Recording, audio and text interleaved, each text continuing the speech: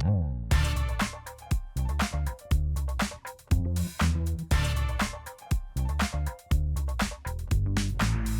friends, welcome back to People Person. I'm your host, Kate Noel, head of People Operations here at Brew Inc. Today, we're getting into one of the most unforgettable chapters in any HR career, which is being the first People Ops hire at a startup. You may know the role. You walk in excited, ready to make an impact, and then quickly realize ain't nothing exists yet.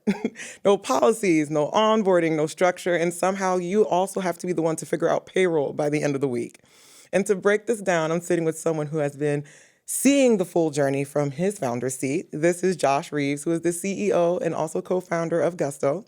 We're talking about how HR looked in the early days of his company, the different signals company founders should probably look for when making that first People Ops hire, and how HR leaders can set the foundation the right way from day one. So grab your coffee, child, your emotional support snack, and lock in, okay? We're going to talk about what it really takes to build HR from the ground up without losing your mind in the process. Which brings me to my first question to Josh. So for folks who may not be familiar with Gusto, which, how? What is Gusto and what basically was like its genesis? Yeah, thrilled to be here, Kate. Thanks for having me. Of course. At Gusto, if you want to think about one thing that we focus on, it's we love helping small business. Our main product we're probably most well known for, you already brought up, which is payroll. Oh, okay. Right? When you hire someone, the first thing you have to do is pay them. If you don't pay someone, Okay. they quit pretty fast. Please, So you know this. Very key task to be done, and we love helping small business. Part of the inspiration was we had run prior startups. We have 3 co-founders. We're all still just as involved today, 13, 14 years in. And we had all run small businesses. We also had family running small business. And as technologists, we really wanted to bring all of these exciting technologies to small businesses because all too often they're on their own, including in the HR function, trying to figure it out with pen and paper, looking up stuff on Google or ChatGPT now. And we thought we could be helpful. I love that. Okay, so take us back to the early days then, like before all the processes, the policies, and the structure you probably have now in place. What did HR look like, if at all, when you guys started getting it from the ground up? So from the very beginning, I think we probably had an added complexity than most companies on HR and people, which is we decided we were not going to pay ourselves till we could do it using our own product. Oh. I don't know if every company does that per se. No, you need to unpack that just a little bit. Talk me through that just a bit. Well, so given that we were going to build out this system to automate, streamline, leverage paperless, mobile, cloud, we wanted to make a product that, again, anyone could use. You've never run a business before. You're really stressed out. You're that 1-2 person business, right? Even before you've had a chance to hire, an HR pro or someone to your team. And if we're going to go prove that it can be that intuitive, that easy, that simple, we have to dog food it ourselves. So the first task was literally building our product because without it, we weren't going to pay ourselves. Now, once we figured out we had built a product that worked, we had a few friends, companies start using it. They said it was really easy, really intuitive. Then we knew we were onto something interesting. Our first few hires were actually focused on R&D. So we wanted to build more of the product, get ready for launch. But we did think a lot about when we're adding someone to the team, the first person we were adding, what is going to be the approach we take to hiring? What does it mean to have someone join? At that point, a 3-person company, we were working out of a house in Palo Alto. 2 of us lived there. We walked upstairs to the empty room. That was where we worked. That's a good commute. It was a very, very short commute. My commute's only gotten longer since then. I'm sure. But we thought a lot about what in the way we were working as 3 people, because we came together wanting to tackle a problem we could spend decades making better. What about the way we worked did we want to propagate, continue, not have go away? And that was when we actually codified our values. So when we were 3 people as founders, we codified our values, and that became a key part of our hiring process to make sure that when our first Gusties, what we call ourselves today, joined, they actually were aligned with our philosophy and our approach to company building, which I can talk about more. Yes, I definitely would like to hear that. So we made the hire R&D because you're like, look, let's legitimize this thing. We have ideas on how to expand and to make the product more enriching. Yeah, we weren't even launched yet. We had to do a bunch more building to even get to public launch, so customer could use it. Oh, wow, that's amazing. And honestly, what a bold take to be like, okay, I'm not going to pay myself or those who are a part of like the building of this until we know for a fact the product is what it says it's going to be. I think we could have made that call when we were founders. If we had hired someone, they probably would have, again, not accepted it. You know, Like I said, if you don't pay someone, they quit pretty fast. I I'm think telling you. founders are a little bit more of a unique kind of creature. Yeah. We just really, we had a confidence, we had belief that we could create something useful, but then it takes a team. So we hired some more folks, mostly on R&D. It was in December of 2012 that we launched. Okay. And we had over 100 small business customers sign up, most of which we never had met in California. And we knew we were onto something because the way we grew then and the way we grow now is word of mouth. It's folks feeling the pain of compliance and all these different regulatory rules and requirements. You have an hourly workforce, you have a contractor issue, you have a non-exempt complexity. All those taxes and filings you don't want to do by hand. We can help with that. But to answer your first question, it was actually in 2013. So now we're live. The product is launched. Nice. We're now, 10 people. And now we're thinking, hey, we're going to be growing the team. And that was in the time period of when we added our first people team member to the company. Okay. So at that point, as a founder, you were thinking we're growing. So bringing an HR person makes the most sense. So I'm going to unpack, because I Okay. think like the concepts are important no matter what. Yes. When I talk to founders, like how we're hiring, how we screen candidates, how we give feedback, how we onboard, how we celebrate and reward performance. I mean, I spend a lot of time on. So in the early division of responsibilities, I still think in the grand scheme of things, the head of the company, the CEO, is always going to have a huge responsibility when it comes to these topics. There's no way you want to or should be outsourcing or having someone else kind of take responsibility for them, because at the end of the day, leadership stops with, at your front door. You have to role model and kind of put in place the principles and then the programs and then build a team to go enact, whatever your philosophy might be. So I spent a lot of time on these topics, which we could talk more about. But at some point it becomes too much. I was doing many jobs. I was also leading, marketing and sales and, running our, external legal team and finance team. And so you just have too many hats to wear, which I think a lot of business owners can relate to. And so then it was, hey, I think at Gusto we have a very first principles approach. I don't really care too much about the acronyms or the jargon. Clarity is kindness to me, but I would say one of the benefits of not having a background in company building every single day at Gusto, today we're serving over 400,000 customers. We have over 3,000 Gusties that make what we do possible. Every day is the biggest job I've ever had. And so what was clear was that we're adding more people to the org. I want to be just as intentional with how we hire, with how we onboard, with how we give feedback, with how we celebrate and reward performance. What function is helpful to this? What type of background or person could be a good partner to me? Obviously, that's someone that has a passion or an interest in people. Yeah. And at Gusto, we call it people team, but Okay. I'd say interchangeable with HR. Yeah. And so knowing all this, and again, thank you for even walking through all that. And it just makes my heart so happy hearing the things that mattered to you, because it's giving very much, you sure you was in HR before doing the version of this? Because the values you care about are the things that are like our mission statement, at least within the people ops world. I mean, I think all leaders are in their heart of hearts. It's a people function. What does leadership mean? It means setting up an environment for other people to go do incredible work. I can't change or separate the concept of leadership and a lot of people in HR topics. Yeah. And so now hearing how you kind of had the idea of what was important to you, whether it was the recruitment, the framework, and all that jazz, and you knew you needed an HR person and you knew you wanted someone who can be a Jack or Jill or whatever of all trades. Once you found that person, assuming you did, I can share more, yeah. how did you know they were the right person? Like if I'm an HR person listening now and I'm interested possibly in joining the startup, like what are the things as a founder of Gusto that you said, this is important for me to integrate into my company? And then as an HR person, I'm thinking, okay, it's either I have it, I need to train into it, or at least be mindful of it when I'm trying to put myself in that. So I think first off, again, a bit unique to Gusto, we were attracting people to every function, whether you're joining for engineering or marketing, who care about people topics, because our product is paying people. And then our second product was health benefits. And we also do time tracking. And we just recently launched 401k. Like our products are in this world. Yeah. Anyone in people that comes and visits Gusto, like our designers and engineers are brainstorming like how to make employee onboarding smoother, better, more efficient. So this is our obsession as a company, I guess everyone should know. But the first person we actually had kind of jump over to help me, it was also wearing many hats. Her name was Jessica Yuen. She actually did not have a formal background in HR, but she had a deep passion for people. She had worked in a number of amazing businesses, companies, and I needed help, in particular on the recruiting piece. How do we approach and scale this? How do we bring systems and structured thinking?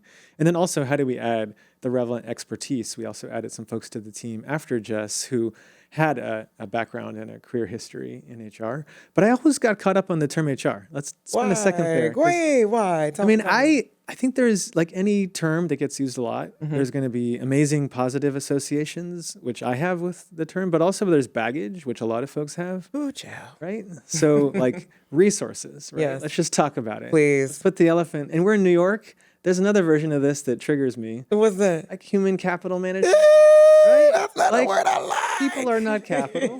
I agree. They're human beings. I agree. They're warm, living, breathing people. Ever so much. And let's treat them like people. I agree. So I actually, in my mind, whenever you say the word HR, I think about human relationships. Okay. Which I did not invent. But like that to me, it's about people, right? Yes.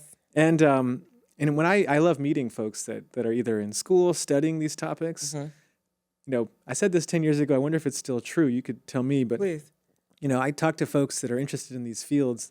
Usually the starting point is a deep interest in human psychology and kind of the way the mind works, the way that people collaborate, the way that they build community. Work can be a source of purpose, but like, does that happen all the time? No. How do you create that? How do you make this thing you spend so much of your time doing mean more than just a paycheck? Compensation matters, don't get me wrong, but if it can be a source of purpose and impact plus community, I mean, how cool is that, right? Yeah. And so I find a lot of folks go into it for that reason, and that's a very, I think, pure and actually very important reason.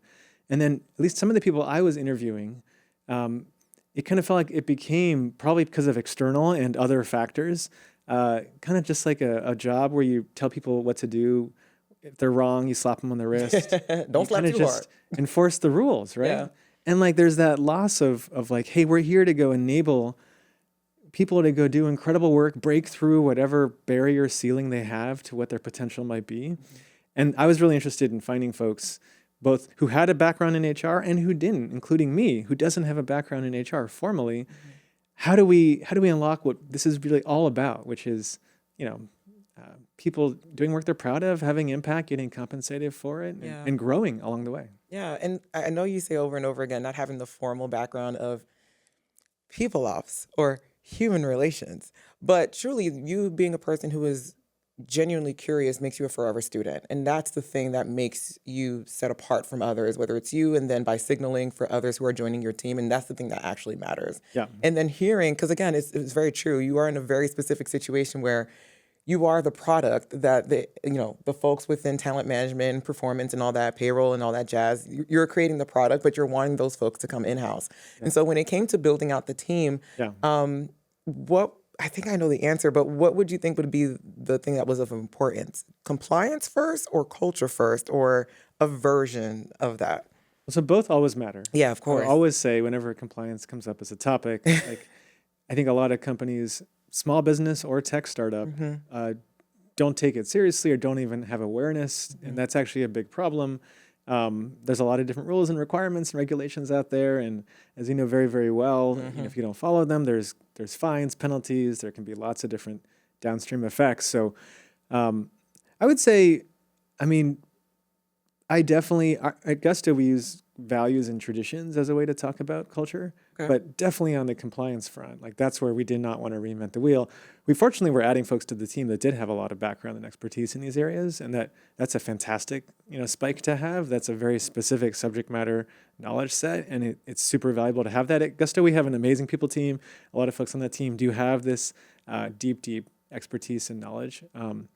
But yeah, I focused a lot more on the hiring, the onboarding, the value system, how we communicate, and it had to be authentic, right? Those are things I focused on. I would say the first couple of teammates that we added brought that compliance knowledge, but also then brought partnership with me on how to go turn my ideas for how we do the things I just said into reality. Nice. So would you say that's considered like the 30-60-90 then of like the first like person who comes in that capacity?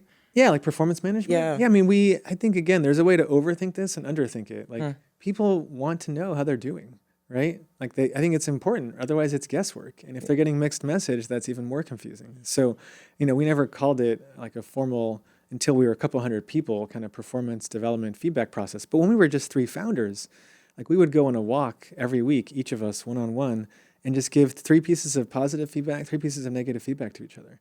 Like we didn't read a book on why and how to do that. That just made sense to us because that's how you avoid having things percolate and escalate and become a problem. You have direct, open dialogue. So I would say some of these things kind of made sense, and we learned and tried to iterate and get better. Like I think there's a dynamic where sometimes people want to find the right book or find the right kind of guide material. If you're a business owner or you're an early teammate to a small business, I think going to that, like what makes common sense, what is logical if we're going to build for a long time. Maybe if some companies are being really short-term centric, they can rationalize not doing these things. But like we're going to be building for many decades. It felt logical to like care about feedback, care about the way we structure sharing input and growth feedback to each other. What is something that you used to believe in that you don't believe in anymore when it came to you scaling Gusto, and why? Like, what's changed from that? Let's see. So I think, something that I was really focused on early on, and I guess I spend less time on today, but I think it's partially because of our scale, is traditions. So when we were really small, like I knew every person. Right. So a tradition at Gusto, if anyone's ever heard of us and tracked us, knows that for many years, because we started in a house in Palo Alto, because the 3 of us, our parents raised us to take our shoes off in the house. Okay. Like our office, which was that bedroom upstairs, we took our shoes off, obviously, because at the beginning of entering the house.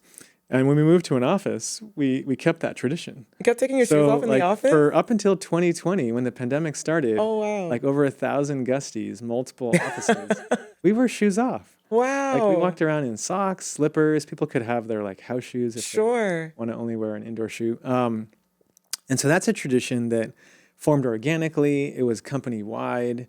We had our first few employees get like asked, "Can we keep doing this?" Because they were very kind of comfortable and enjoyed it. There was like a whole unintended, we didn't strategize, but like it kind of separates the outdoor, indoor. You kind of feel like you're entering a new space. You can be a little bit more, I think, comfortable, at least most folks, because you're now focused on the topic, the discussion. You can cross your legs, chair, which can't be done with shoes on. But the reason why I said it's changed is I actually think traditions matter just as much, but now it's within that 20-person team inside Gusto, what traditions they have. Within that 50-person team within Gusto, what traditions do they have? We have 3,000 folks. What traditions all of us need to have, I think across multiple cities, feels almost like a thing that I would be kind of doing tops down in an awkward way. We have common values. We definitely have a way of working that we think is important across the whole company. But now I just think traditions should form within smaller teams across the organization. No, I love that. It's like the subculture, essentially. Yeah. And it feels more authentic because as you scale, exactly like you said, I experienced that. It's like the larger you are, you can start losing some of that like close-knit contact. And people form their own families, they form their own groups, their own teams. And so what might be working over on the product side may not necessarily be the same over at sales, but it still is valuable. Yeah. It just works for whoever is a part of that like network. And especially we talk about like 3 hats everyone wears. So we're all Gusties. That means we have the same core value system, the same motivation to help small business, and we have all relevant skill set to help contribute to the mission. But we're also all a part of a cross-functional team, right? The folks that are doing health benefits and trying to make that more accessible, the folks doing retirement benefits, the folks doing hourly time tracking, shift scheduling, those are their cross-functional teams. That's actually a bulk of their day. And then we call it craft. Craft is your specific function like sales or engineering or product or design. All of those matter in my opinion. And I remember getting asked like by an early Gustie, they're like, "Hey, I don't recognize anyone anymore. I feel stressed out. I miss the days when we were smaller." And I had to unpack that. You just alluded to it. Like, when we were 300 people, like, does someone really want to know 300 people? Like, that seems really stressful. That's a goal for sure. I don't have that ability to know 300 people well and like be in touch with them. That's a lot of people. Yeah. But what that Gustie really wanted was the ability to be comfortable and connected to the 10 to 15 people that they work with every day. And I think that's a way that something can scale, right? Like you do want that community. You do want that connection. You do want to feel like work is more than just a task or a paycheck. But like, I don't think anyone really wants to know 3,000 people at this point, right? That's just borderline impossible. It's also not authentic. Like, at least I'll speak for myself. Like, if me wanting to get to know someone, I want to get to know you. Like, not just like, oh, hey, Bill, and then move on about my day. Like, I'm invested in Yeah. like who you are as a person, how you show up to work authentically, and being the people ops person. Like, I'm wanting to know how I can support you continue to do that. Yeah. 3,000 people at that level. I don't know if that's sustainable. That's why, to me, can we create the conditions where in those smaller cross-functional team settings, the same type of connection community exists as what happened when Gusto was only 20 people. But, that is scalable, right? It's not actually all of it being merged together. And then I love when we do stuff like team, meals together, or, going to one of our offices for like a 1 week kind of, we call them anchor weeks, but leadership time together. Okay. And then people meet folks they never would have worked with or talked to in totally different parts of the company. That's fun too. Yeah. Because then you kind of just realize, even if you never talk to this person, or maybe never will work with them directly, you still have this common connection of caring about what we're trying to do and helping small business. And you have this common language, even if you've never met, because, there's a reason why folks join Gusto, and it's always a choice on both sides. We're choosing them, they're choosing us. But that self-selection leads to a more common connection. I love that. Well, so what would you consider? Because I loved the shoe story, by the way. I had no idea. I feel like I should have, in honor, should have taken off my heels, to be quite honest. But what would you say is like your most, like the proudest moment you had from like the people space, and how you've been able to show up as a founder, but also CEO, and how that kind of like correlated in the world of like people in general? So, as a category, and then I can get into specifics. Yeah. Like, I always say two things get me really excited, like 13, 14 years in now. How am I just as excited today as early on? Well, it's fun to help people. So I really don't believe companies exist for our benefit. We don't exist for Gusty's benefit. We exist, or my benefit, absolutely. We exist for our customer's benefit. We exist to go fix a problem, make something better for our customer. That is our due north. And anytime we're helping them, literally, I was at an event last night and just grabbing some food, and someone saw that I had a little Gusto logo on, and like, oh, I use Gusto. That's the most amazing and magical moment for me, is meeting a customer, hearing if we did a good job, if we didn't, hearing how we could do better. That's always going to be a big, big, ongoing special moment for me. But to your question, the second one is very relevant. Whenever I have a chance to work with a colleague and I see how they've grown, they kind of maybe reached a ceiling, didn't have a specific skill, and then they gain it, they grow it, they break through it, they actually become more capable, knowledgeable, and you can see it, like they have now that confidence and pride that they've developed and grown in their capabilities. And I played some small way in that role, whether it's directly if I work with them, or just hopefully creating an environment where that happens a lot. Like, that's the other big moment that gives me a lot of joy, because to me, that's the heart of company building. Like, we want to grow by helping our customer, but we want the people that are here helping our customer to also grow, right? It's not a choice. Both can grow at the same time if we're doing our job right. Are there ways in which you allow customers to see that, though? Like, obviously being inside the house, you're feeling it, you're drinking the Kool-Aid, you're waking up every morning like, actually, this is such an amazing opportunity. I love that.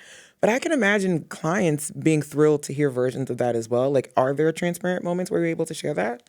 In terms of the way we build Gusto? Yeah. We try to, I guess, one philosophy I have is the way we're building Gusto is not the way all of our customers should build their companies. We serve small business. Sure. There is more dentist offices in the U.S. than tech startups. Let that settle in. Yeah. Right? So like okay. mainstream small business, there's about 6 million employers.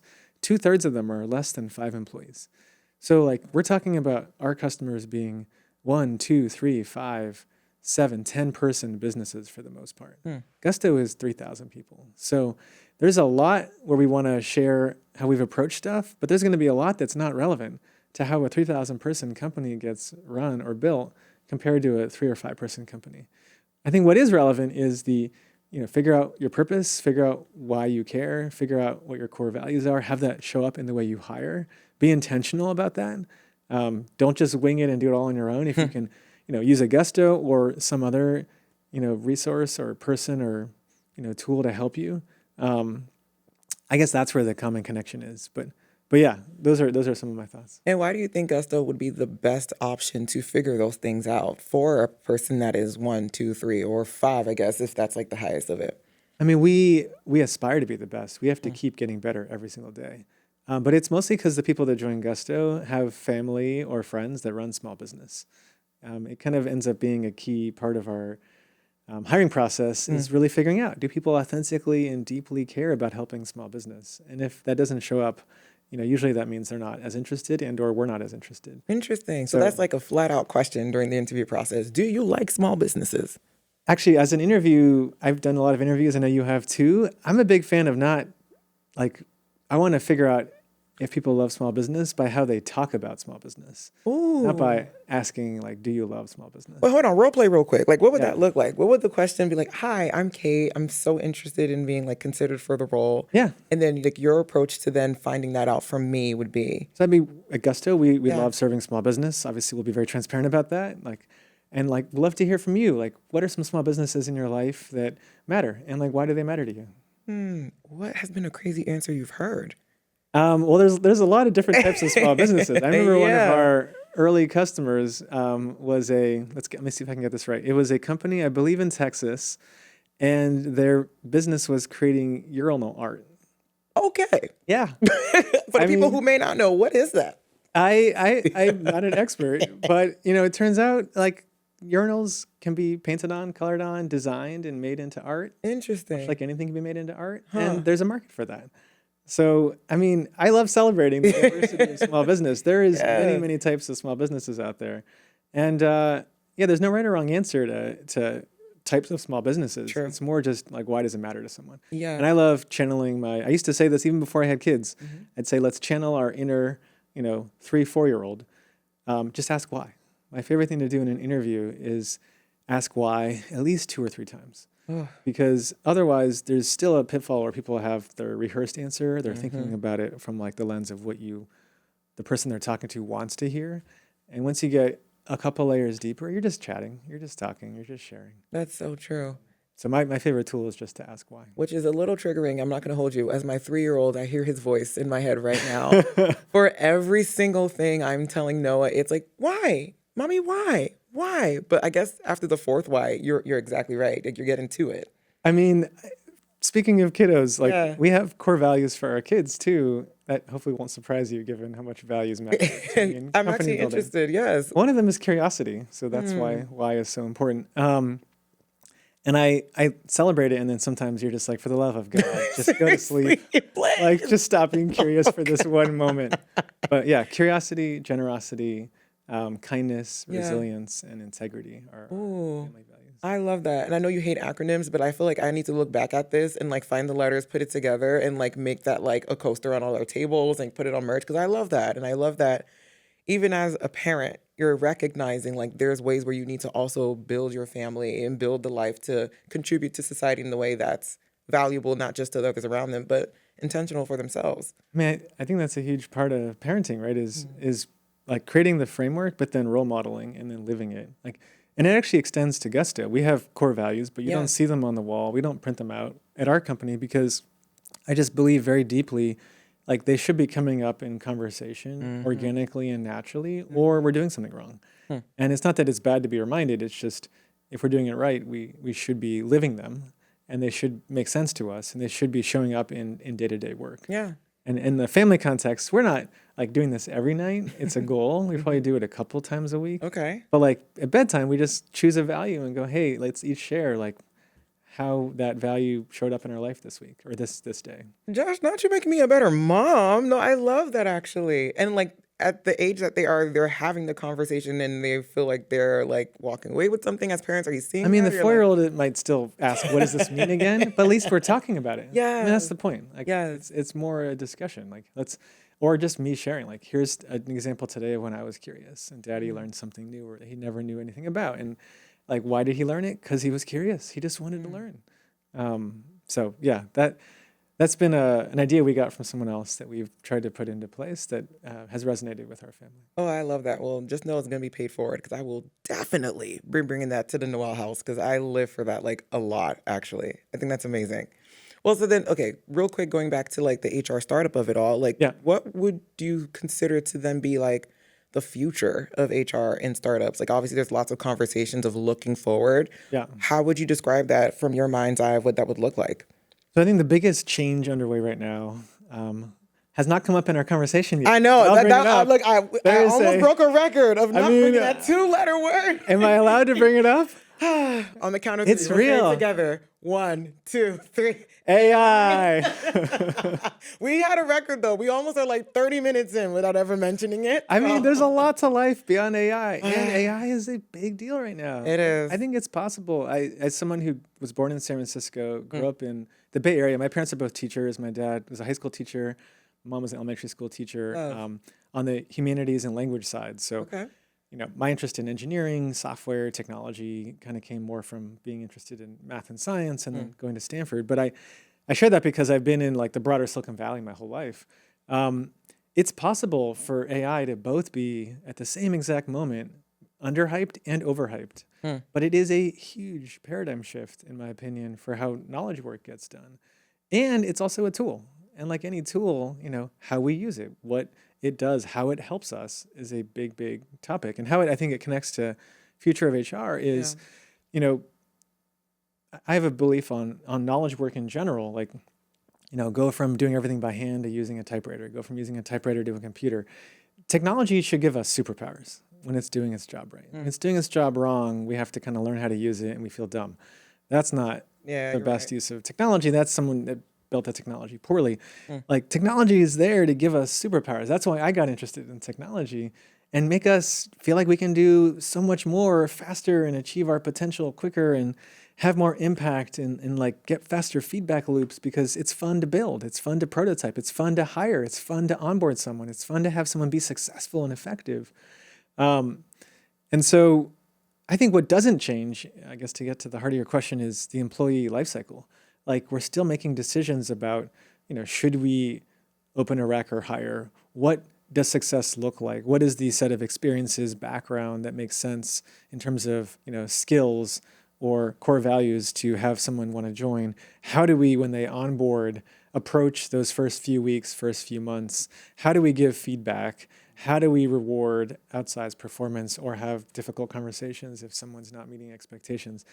I think that's still very, very human, but there's a lot of toil and a lot of BS in those processes historically, right? You've lived and breathed that. My God, today. And like AI actually can help automate and streamline some of that. And then you still need humans to evaluate, provide judgment, and review. But like even in how performance processes are captured, like a very simple thing we did early on that was hard to scale, and now I think becomes easier to scale. Like people knowing how they're doing, is that supposed to be a once a year thing or a twice a year thing? No. Oh, like heck if you're no, doing it right, please. Like people, that should be clear and direct and transparent. It doesn't mean everyone's always performing either. Sure. Go have direct conversations. We love the situational leadership framework. Like go be direct. Don't just beat around the bush. Yes. But like the ability to have that be less ambiguous so that it's not waiting for a twice a year process or waiting for a once a year process or once a quarter process depends on having the information, right? Like the actual work product or the, one-on-ones that have happened over many, many weeks. Hopefully there's a regular one-on-one process, right? If someone's meeting their manager once a year, twice a year, something's wrong. Unpack that. But like how that gets, captured, how it gets, you don't have to take lots of notes, copy paste, spend hours writing up. AI is actually quite good at taking lots of data, lots of information and synthesizing and summarizing. And then you still got to provide human judgment. If you're a manager with an individual, AI is not going to create the performance review for that person and you just go, I can go, do something else. You got to go review it and see if it makes sense and is what you expect and want to go then say to that person. But, how much time and hours can be collapsed in that process from what I would, again, call toil type work is pretty magical. Yeah, they should probably be more open to it as opposed to fearing it because it's coming regardless. But I think it's just being mindful of how it could be used to our advantage. I like the positive framing. I have a colleague who does the negative framing. Positive framing is all about superpowers. Who doesn't want the ability to be augmented with whether it's a smartphone or a computer or the internet? Think about these things that have helped us go do more of what we want, either on our own or with teammates with less BS and less baggage. Okay. And on the flip side, so I'm in the, superpower camp. My colleague frames it more like, either, jump on the tiger or be eaten by the tiger. Okay. That's a little bit more of the negative framing. How did we get here? If that works for folks too, go with that. But I suppose. I think I'm much more in the let's go do it together. Let's go Yes. share. Let's go learn. Let's go do workshops, hackathons. There's a lot of different sessions at Gusto. If someone is starting from scratch, guess what? Everyone on this topic started from scratch the last couple of years. But let's go progress. Let's go not be, at step 0 for too long, because there's lots to learn, lots to iterate, lots to experiment with. And the biggest advice I have for anyone that's trying out stuff in the world of AI Please. as a user is be persistent. Like if it's frustrating to start, that's not the time to give up, right? Also, don't just trust it blindly, but iterate, learn, experiment, apply that curiosity mindset, apply growth mindset, right? What we all hopefully celebrate. And ask yourself why. Ask yourself, can I do it differently? Ask for help if you need help too. Yeah, nothing wrong with But that. keep iterating and learning. And at some point, I promise it's happened in every interaction I've had with a Augusty on this topic. They reach some moment where they go, oh my God, this is really, really exciting and helpful. Isn't that good? Now I get why this thing can help me in a big way. Whether you're an engineer or a recruiter or a marketer, I think it's across the board. Yeah, and I wouldn't be an HR person if I wouldn't think about how it applies to life, where it's in anything that may be new or in any change or shift in life, persistence. I do like that. Even if you may feel frustrated in the moment, but keep at it. Maybe in a different version, because insanity is doing the same thing over and over again. Expecting a different result. No, always apply the how can I improve or do it differently. Yeah. So look, if there was a sentence or two that for anyone who's listening or watching, that would be for a farewell outro for you, what would you say would be the most important thing that you hope people can walk away with from today's conversation? Oh, for me broadly. Okay, let's see. I'll hold myself to 2. So if you're a business owner or aspiring business owner, care deeply about the problem you're trying to fix, because that to me is the thing I always go back to as the endless well of encouragement and motivation. I love helping small business. Hopefully that's come across in the conversation. It's contagious. I am feeling it. That's our purpose. But and if that isn't true for anyone running and starting a business, it'll show, and it'll make it harder to grow and scale and do your business for 5, 10, 15 years. So that's an advice on business owner side. For anyone that cares about people topics and HR, I'd say, again, these topics have never been more important, but you have to go back and to the origin of why you went into this field. How do you unlock the potential of people to go do work they care about, that's impactful, that's needed, and they also get rewarded for it with people they care about? That has never mattered more, frankly, but there's historically a lot of BS that's wrapped around that. And with AI as a paradigm shift, good or bad, it's not all rosy. It's a chance to rethink a lot of stuff. And so be in the driver's seat. Don't be a passenger. Learn, be curious, act upon it, develop some knowledge set, and or ask others to help you build that knowledge set. And it's a chance to rethink and hopefully end up in a place where there's less of that baggage, less of the hey, I wanted to go help people grow, and now I'm just kind of telling people they did something wrong and slapping them on the wrist. Obviously metaphorically. It better be. To be very clear, metaphorically. And I don't think anyone really wanted that either, frankly. Yeah. So there's an opportunity here to make the function of people even more important, more relevant, more involved to the whole organization, and have less of that baggage. But it's going to take a lot of work. Yeah, no one said it would be easy, but it's definitely worth it, I would say. Nothing in life that's wonderful should be, in my opinion, easy. So that sounds like another episode that we're going to have to unpack that last line. But seriously, Josh, do you have to go? This conversation was so good. I'm so happy that we were able to talk about family, AI, people, building something as amazing as Gusto has been for the last 13, 14 years. It's still being relevant, but also thinking forward. And also you creating a space for people to want to work there. I'm really thankful that something like this can exist, because I think it's so easy to almost be customer first or client first and almost whatever happens internally, it'll just fix itself. But the way you show up and the way you do it for your organization, it's all over you. So I want that part to be very clear. And thank you for sharing that with me. I'll add to that. I know we need to wrap, but the what and the how both matter. It sounds simple. What is our strategy, our customer, our mission, our purpose, but how we get there. Yeah. How do we sleep at night? How do we enjoy, the journey itself? Life is the journey. I couldn't care less when I'm 90 if anyone knows that I built or am associated with Gusto, because it's not about me. It's not about, again, leaders on a pedestal. It's did we help our customer? And then do we do it in a way we're proud of? Yeah, and that's a good fair point, to help you sleep at night. Because if we're working in HR, we ain't sleeping. So if you're going to take the few hours that you have to find some rest, make sure that you're doing the actions to support restful sleep, because you want to be able to live with yourself with the decisions that you made, both outside of work and inside. But look, Josh, thank you so much for today.